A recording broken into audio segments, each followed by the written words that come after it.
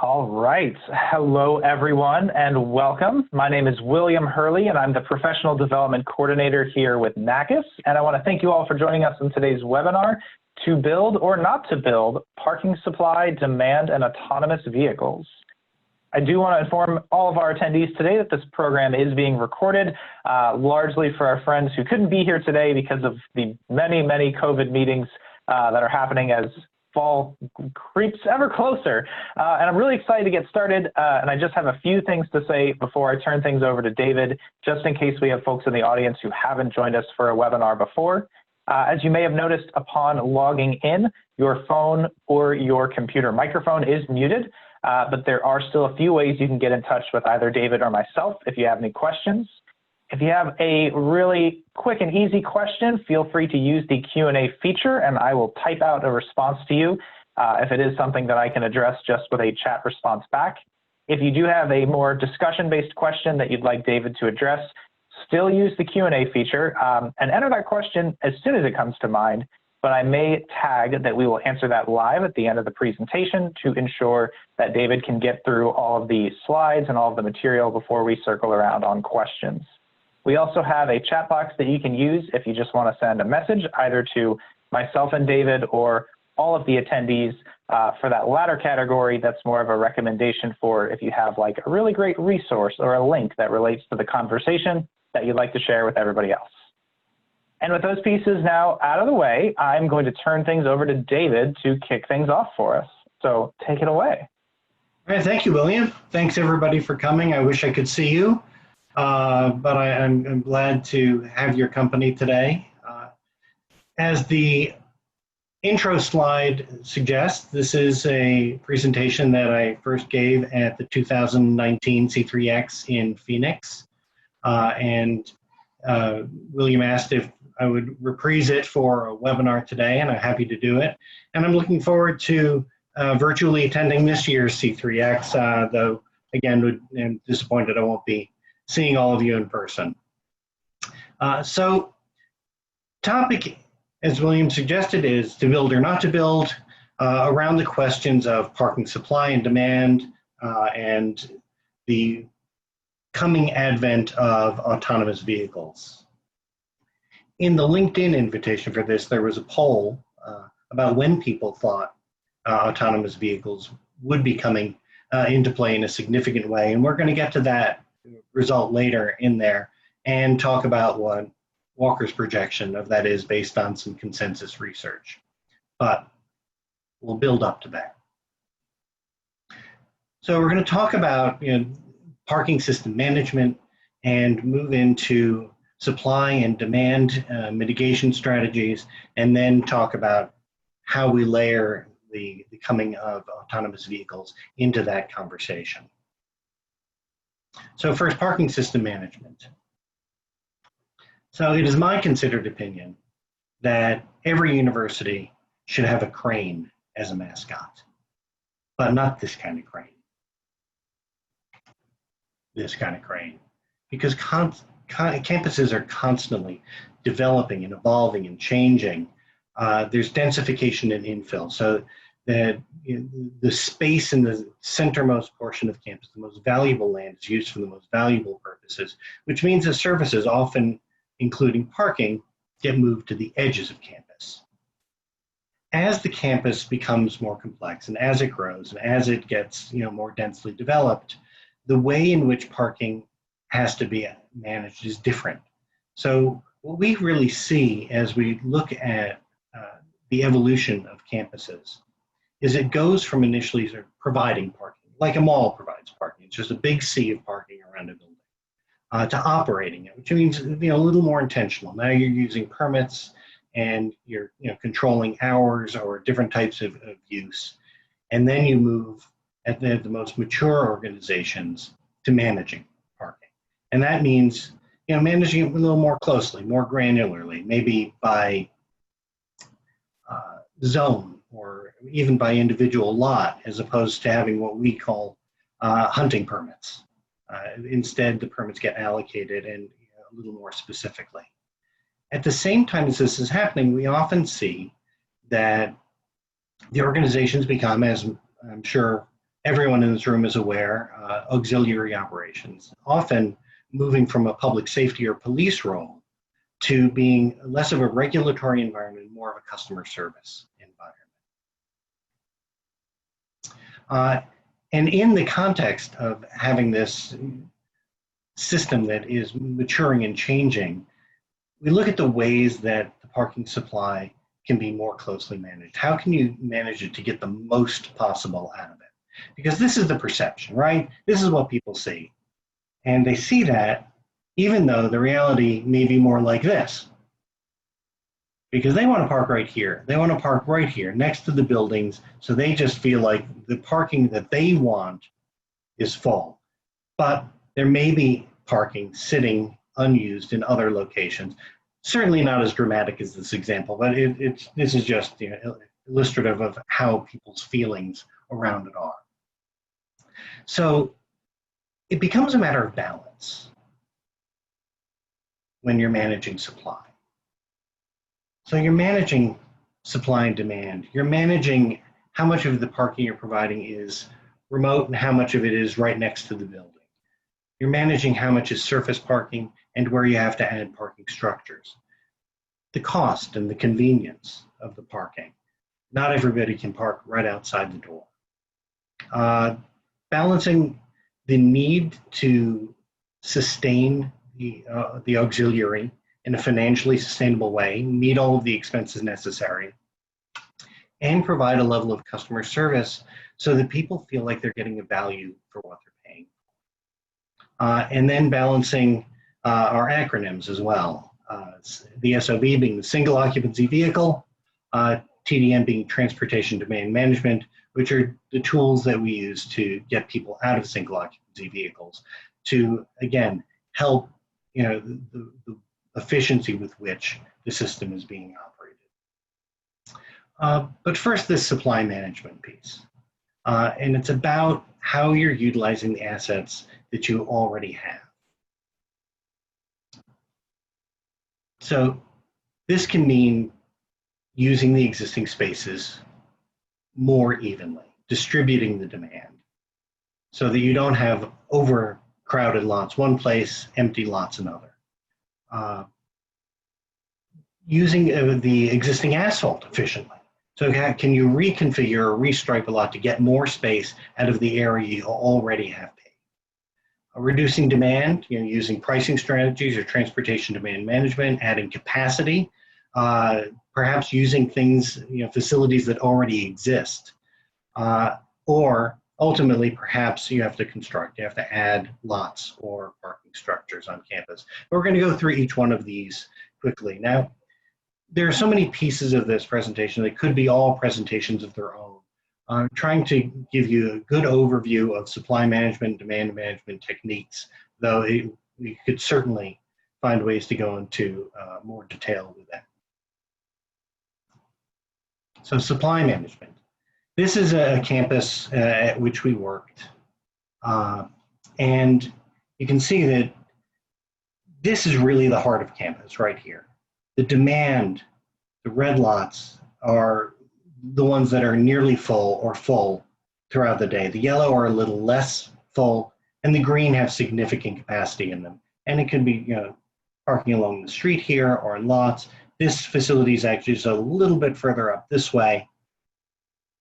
Now, the interesting thing about this is they also had a trolley, and the trolley could connect you from any one of these underutilized facilities to any other of the underutilized facilities. It went in a loop outside the campus, but it didn't really take people where they wanted to go in the center of campus. So one of the simple recommendations was to split this big loop into a northern loop and a southern loop so that each lot could be served by this shuttle, but could also deliver people to the part of campus that they really wanted to be in. The goal, of course, being to have less red, less green, and more yellow throughout the system so that there's some flexibility and ability to come in and out during the day without fear of leaving campus during the day, because if you come back, you're afraid you won't be able to find a parking spot that was as good, or even the perception that you won't be able to find one So this is that main street through campus. This lot here, we took a closer look at. So this is that lot, and this is that main road running through campus. The most heavily used road, both by motor vehicles, by pedestrians, by cyclists. There's a sidewalk all along the edge of this lot. On the northern side of this lot is not university property, it's an elementary school. And parents would pick up and drop off kids throughout the day, particularly early morning, mid-afternoon. We saw cars backed up into this lot. There are times during the day that volunteers from the school come out and they run caution tape over here, because this lot, if you look at it more closely, has 13 entrances and exits. I still wake up screaming sometimes thinking about this lot. Because what happens is everybody wants to park on the center of the lot. So they come in and they circulate. And they come in this way. They go across a sidewalk in 2 lanes of traffic, turn, go across 2 lanes of traffic and across the sidewalk up here, come over here by the elementary school, and over and over and over again. It's not safe. And as it turns out, as we looked at the way the lot was laid out and striped, not particularly efficient. So we recommended this layout instead. And if you look at this now, instead of having 13 entrances and exits onto the most busy street and by an elementary school, there's 1 entrance and exit on each side on the less traveled among the roads. All circulation is internal. There is one-way circulation through each aisle. And including the spaces that are now able to be put on the street, which provide a buffer between the sidewalk and traffic and between the school and all of the traffic. Among all of these changes, this lot of about 500 spaces gains around 80 spaces. So it's much safer, it's much more efficient, and adds parking capacity to the highest demand area of the campus. After you use the parking that's available to the best possible advantage, perhaps there is still a need for more. But that parking may be somewhere out in the community. It may be at a shopping center that is on a main route to campus, where the merchants would allow people to park during the day, because that helps bring more potential business to their door in the morning and in the evening. Houses of worship, their busy days, obviously not Monday through Friday. Perhaps they would allow a campus to use that space. Perhaps they would lease it, but a lease certainly more expensive, and less expensive than constructing parking. But ultimately, perhaps parking does need to be constructed.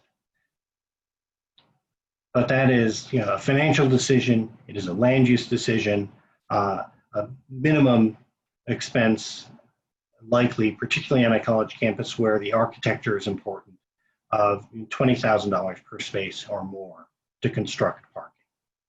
So before considering the addition or the construction of parking, it may be worthwhile to look at demand management strategies. Now, the first demand management strategy that comes to mind, of course, is pricing. So it's make it more expensive, maybe fewer people will park, but generally that's ineffective by itself. If you charge people more and you provide the same level of service, they're likely to bite the bullet, but now you just have angry people paying more for parking, paying more for the same service. So we recommend a 3-pronged approach that does include pricing, but also includes the addition of alternatives and an often overlooked aspect, the support services that make it easier to avail yourself of the alternatives. And when we're talking about alternatives, we're talking about things like public transit and shuttles, carpooling, vanpooling, cycling, and walking facilities.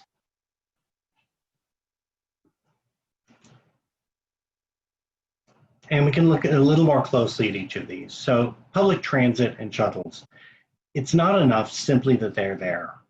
They have to operate at the hours that people need them with the frequency that makes it convenient. allow to the extent possible people to have one-seat rides that take them from their origin to their destination. If there are transfers, to have them be timed transfers so that you don't have people sitting around waiting twice for buses. So it needs to be convenient, it needs to be quick, it needs to be direct. At another one of the universities at which we worked, the university is right here in the center. This is about a 6.25 mile radius in each direction from the center of campus. And this campus is the center of the city. It is the employment center, the cultural center, the educational center, the physical geographical center of this city. And you can see the little gold dots all scattered around here are where faculty and staff are commuting in from. So there are an abundant number of people commuting from relatively close to campus. And you can see a transit system that looks pretty comprehensive and has transit lines within a reasonable distance of many of these residences. As we look a little more closely at the transit system, however, there are a series of loops, like this one, this one, this one, this. And as we looked more closely, we saw most of these routes don't touch campus. Campus, right here, there's 3 routes that touch campus. So some people who live on this end of town may have to take 2 or even 3 buses to get to their destination. This is, again, remember, this is 6.25 miles. So people are reporting to us, it would take me an hour and a half or 2 hours to use transit each way to get to campus. People are driving, it's taking them, 6, 10, maybe 15 minutes. People are not going to use this system, but this gives the university an opportunity to talk to its local transit provider and say, this is the potential population we have that could commute by bus, but we need to find ways to offer better, more direct, more convenient service. You are all familiar with the concept of carpooling, and there are different ways to incentivize that through the organization. There can be a subsidy for carpoolers. You need a good, robust carpool matching system so it's easy for people to find carpool partners. Might offer a discount to the cost, so that instead of splitting the permit 8 ways, this group splits a lower cost among them. Privileges, perhaps there's carpool spaces that are closer in the more desirable locations on campus. We often hear from universities a concern about abuse of the system, and I think what we found is that it can be offered with minimal controls in place. Yes, ask people, where they're coming from. Are they coming from a similar direction as their carpool partners? Do their shifts match? Do their days of work match? But for the most part, you're creating a system by which someone has to give something up, such as an individual parking permit, in order to be part of a carpool. And that often provides control enough. Sort of carpooling on steroids is vanpooling. This is, sort of straddles the line between carpooling and public transit, but it is driven by a member of the van pool. And the van is, either provided by the employer or by a third-party service. The cost is split among all the members of the van pool, and it can be much less expensive than, people commuting individually, each in their own car.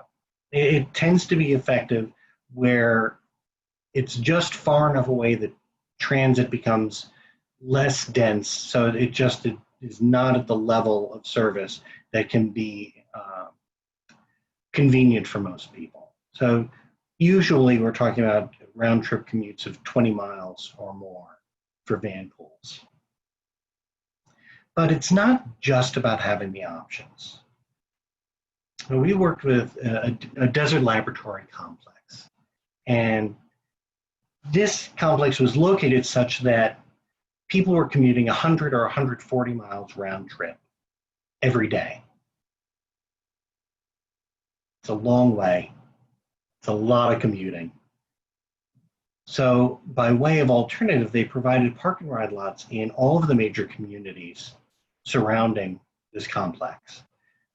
Purchased high-end coach-style buses, very comfortable, Wi-Fi equipped, lavatory on board. Yet they found that only 20% of their employees were taking advantage of this park and ride system. I find it extremely hard to believe that 80% of the people like that commute of 100 or 140 mile round trip. It's through the desert. It's either blazing hot, it's windy, it's dusty. In the winter, it's icy, it's foggy. This is not a fun commute. So why were people doing it? And I think part of it is not understanding the true costs of commuting. People factor in gas, but do they really factor in all of the expenses associated with it? Probably not. These are hidden costs, and they really are hidden. So what some places have done, many, and Stanford has a particularly good example of it, is they've put commuting calculators on their website so that people who can figure out what the true cost of their commute is, including wear and tear, gas, oil, maintenance, depreciation, all of those hidden costs, so that even a 30-mile round trip in this example is around $3,500 a year. Some of those people commuting 100 or 140 miles every day at that desert complex, for them it was more like $10 or even as much as $15,000 a year that it's costing them. So part of this has to be communications and marketing to allow people to understand what those costs are. And the fact that even in difficult financial times, they have the capacity to give themselves essentially a $10,000 to $15,000 a year raise by changing the way they commute. But in order to do that, you really have to understand what the concerns were. What were the concerns, the customer concerns of those 80% of people? And a part of it is just the comfort of having your car near you. Okay? It's a security blanket. So what do you do during the day if an emergency arises and you have to get, perhaps to a sick child at school? If you have just routine appointments or meetings, whether and need for daytime mobility, whether it's personal errands or whether it's work related, how do you achieve these things? How do you meet your needs and your feeling of safety if you don't have the car right at your fingertips? And there's a lot of support services that can help with that. One is the Guaranteed Ride Home. This is a great example for that desert complex, because I asked them, so what happens if someone who does the park and ride and rides the bus in has an emergency and they have to get to their car, they have to get home? What do you do? They said, oh, well, we just have a security guy go over, pick them up in a car, and we drive them there. We do that right away. It's no questions asked. I said, does anybody know that? Do you publicize that? And they said, well, no. So just letting people know that could have made a huge difference. And that's what a lot of campuses have found. When I was working at Cornell University and we introduced these programs coming on 30 years ago, we held a lot of public meetings, and one of the things that came up so frequently was this concept of the Guaranteed Ride Home. And we asked people, about how often do you think you would need something like that? And people answered, oh, well, no more than once a month. And within a year and a half, we had about 3,000 people participating in these programs. If all of them needed a guaranteed ride home once a month, that would have been about 150 a day. We would have been doing hardly anything else, and we would have been doing it poorly. But as it turns out, given 20 years or more of data, the average was more like 5 times a month. The important part was the perception of the need. The actual demand for it was much lower. So providing this kind of feeling of safety, the safety net, was critically important. And it helped people make that leap from not having their own car at their beck and call during the day, every day. And since that time, the ways in which a guaranteed ride home program can be offered have really grown. So it can include not just someone from campus taking someone home. But taxi services, Uber, Lyft, unless you're in California today, in which case they're not operating. Car share car being taken home overnight. There are all sorts of ways that the employer, the university, can offer people so that they can feel comfortable with that. And then there's days that there isn't an emergency, that you just have an appointment. On a particular day you need to bring a car. So offer one-day parking privileges. And they could be discounted, they could be free, but so that people feel that if there are specific days they need to bring a car to campus, they can bring it. Clear, good information is so important, and not just when onboarding a new employee or new student orientation, but repeating the messages over and over, because people's lives and situations change. Our lives are continuums of change. And whereas I might need a car now to take a child to daycare, 2 years from now, when the child is in school, I may not need to. I may be able to change my alternative, but if you don't keep reminding me, it's very easy to stay in whatever my set pattern is. Helping to keep the campus and the area around it walkable, bikeable, safe. And it could be programmatic, it could be infrastructure, it could be showers and lockers, to make those alternatives appealing for people who do live close enough to avail themselves. A circulator shuttle, so you don't feel like you have to have your car to move from place to place on campus. Car share cars for business or work-related errands during the day. Some campuses have agreements with Lyft or Uber to provide rides to their campus community, either between set destinations or within a geo-fenced area. Having fleet vehicles available for employees who need business travel either locally or long distance. So after these supply management, demand management strategies are examined, perhaps a new garage is the answer. And whether that's due to campus growth, again, the densification, buildings going up on lots, old facilities, aging out, or whether it's just because of convenience or space constraints where parking lot needs to become a structure for more density of parking. The question that's been coming up so frequently is, what about autonomous vehicles? What happens if we build a garage and then all of a sudden, within the next 10 years, we don't need parking anymore? So obviously, as a firm that consults on transportation and mobility and parking, we're concerned with this question too. First, quick definition of autonomous vehicles. Most of us probably know what they are. There's ranges of autonomy. We certainly see that there are plenty of vehicles out there with adaptive cruise control or have lane detection. That's out there now. Level 3 is more like Tesla's autopilot, where the driver has to be available to take over control, but for limited locations or functions, the car can drive itself. Level 4 is being experimented with now. It's mostly test vehicles where the driver is not expected to take control at any time, but there's still a steering wheel and pedals, excuse me, so that the driver could take over should conditions require it. Level 5 is full self-driving. That's where the steering wheel and the pedals are removed. This, again, very limited tests of this happening now, but maybe we may see more of it in the not too distant future. But the question really is, how distant to the future, and what are people's desires around having personal vehicles going to be? Because the fully autonomous vehicles could be shared vehicles, not personally owned. So we saw a change in car culture around 10 or 15 years ago that had people wondering, what is the future of personal automobiles? The number of people getting them were lower. The number of millennials getting licenses was lower. They were getting them later. The rates of vehicles and drivers per person were declining.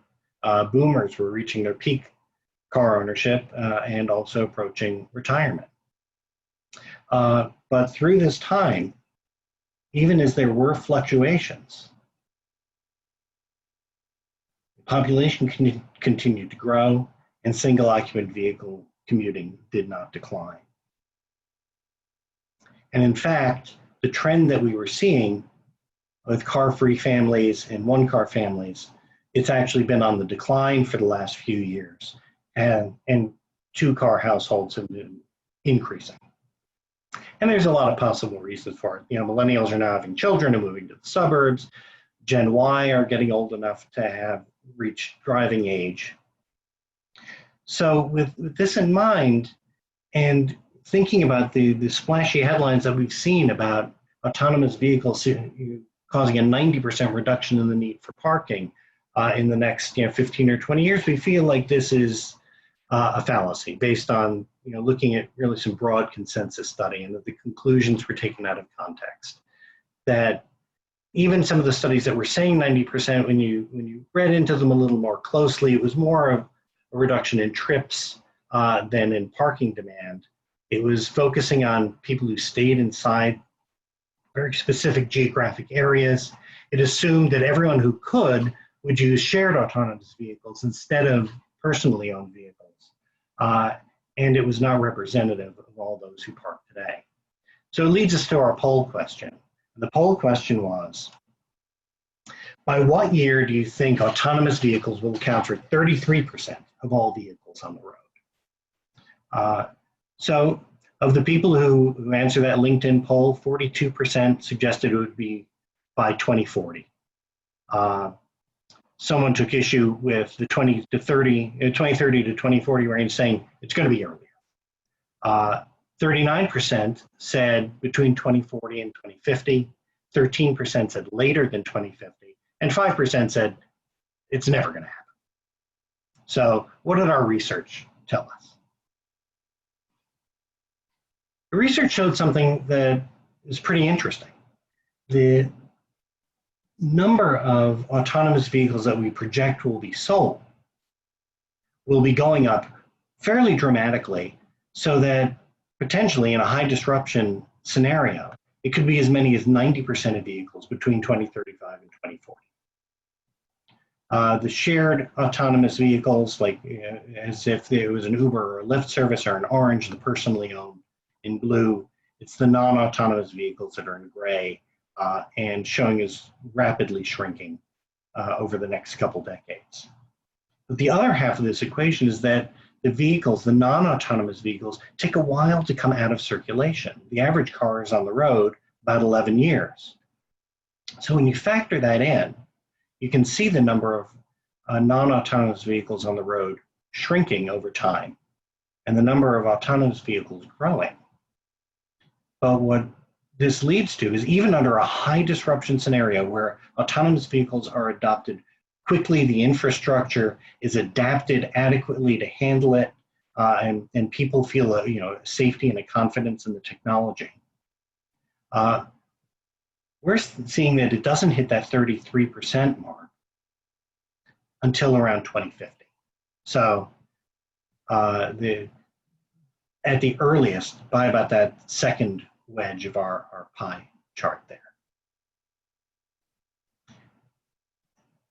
Now this assumes the high disruption or low disruption models of adoption of autonomous vehicles with no population growth, leading to a reduction of between 10 and 40% of parking demand, not 90. When you do factor in population growth, even under a high disruption scenario, we see that parking demand may not diminish much below where it has been in the past few years, even by around 2050. Under a lower disruption model, parking demand could actually be higher. So what's our punchline? The punchline is do everything you can to mitigate demand, to use your supply to the highest level of efficiency you can. But if you need it, build it. There may be other constraints, certainly, whether they're financial or land use or the value of the land, but we would suggest not letting the specter of autonomous vehicles or shared mobility alone stop you for making that decision, because it's going to be a significant amount of time before the patterns really change the levels of demand sufficiently. And it's going to happen faster in urbanized areas and coastal areas, and it's going to happen more gradually in the middle of the country where things can be more rural or more spread apart, where the technology may not advance as ubiquitously and as quickly. And campuses, and I don't just mean university campuses here, but hospital campuses or airports or business parks are different environments. They have multiple parking facilities. So even as the demand gradually drops for parking, it gives the opportunity to decommission or redevelop surface parking and put up buildings, use a land for a more mission-based purpose. By the time 2040, 2050 rolls around, some parking garages that you have now may have reached the end of their useful life and can be demolished. This gives you the opportunity now to consolidate parking, even if the demand is lower, into the newer facility. And a related question that we're asked about this is about adaptive reuse, which is building a parking structure that could become an office building or a residential building later. So,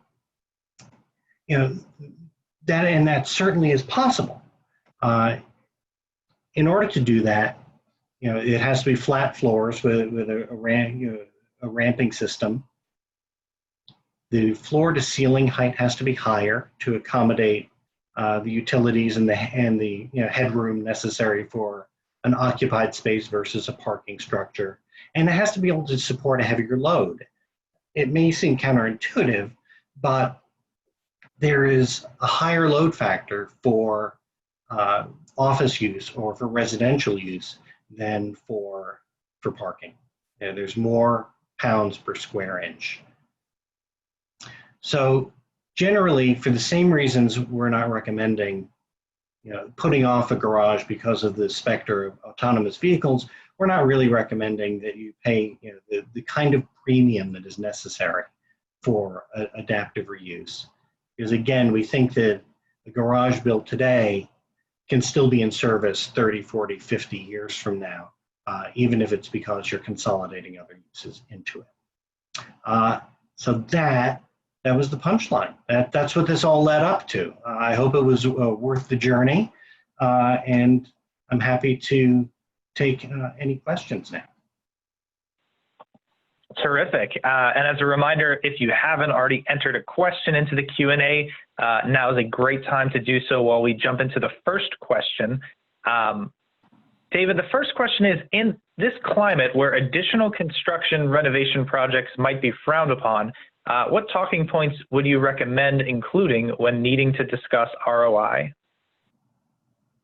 Yeah, so it's a great question because at any time, but more now than ever with the incredible financial constraints, it's critical. So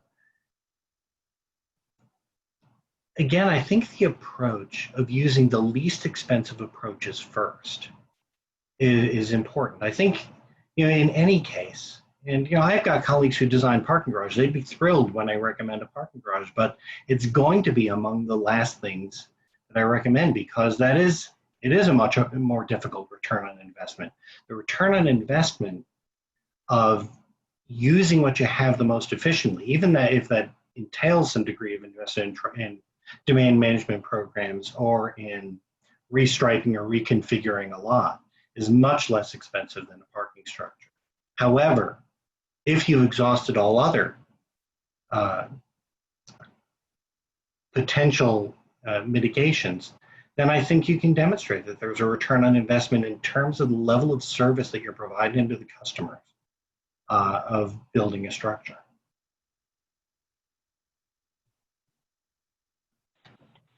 Excellent, thank you. And I will pause for just a moment to see if we have any other questions coming through, or if David was successfully able to convince you of everything parking and mobility needed, and there's no follow-up questions.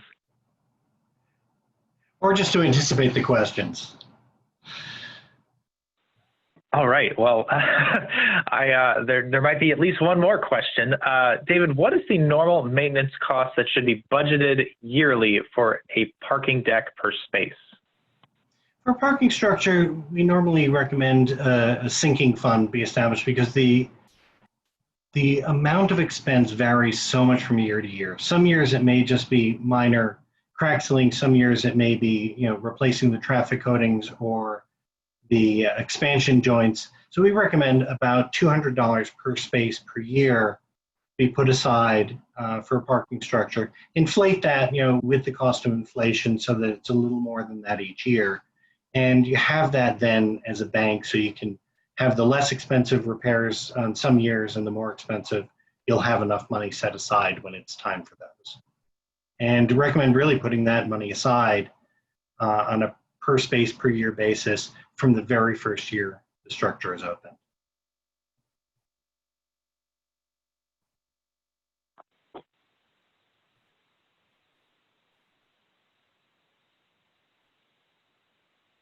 All right. Not seeing any additional questions, and David so helpfully put his email address up on screen. So if you do think of any follow-ups, I'm quite sure he'd be happy to answer them down the road. So as I said that, of course, one more question came through. David, like other industries, the parking world still has many questions regarding to returning back to normal. Boy, isn't that the truth? How do you foresee parking demand in campuses within the next couple of years? I think the demand is going to bounce back to, I'm not going to use the word normal, but I think it's going to bounce back.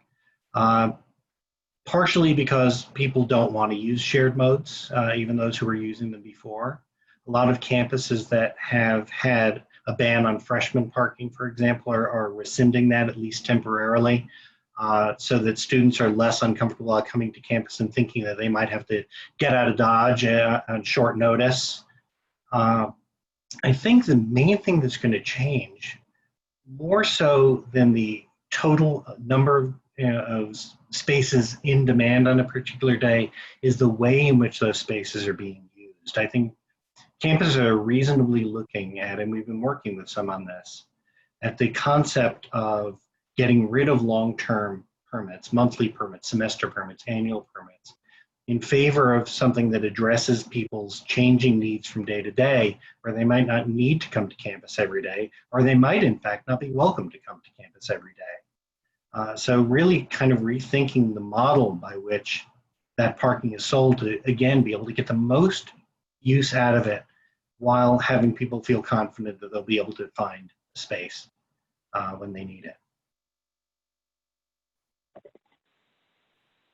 Excellent. And as a follow-up from our earlier question, do you have any recommendations on technology to help visitors coming on a campus in order to help them find open parking spaces? Yeah, I mean, those tools are getting better and better. There's any range of them, from the inexpensive to the very expensive, that have sort of live counts of space. It's called Automated Parking Guidance Systems, or APGS. And I have colleagues who that is almost exclusively what they do on a day-to-day basis. So we can get you some really great answers about some of those tools that are available that may be too much to try and cover right here. But technology is for sure enabling that. And I think that, again, if you're more closely managing the system for your permit parkers, you can carve out areas where you can feel confident that visitors will find a space even in the absence of technology.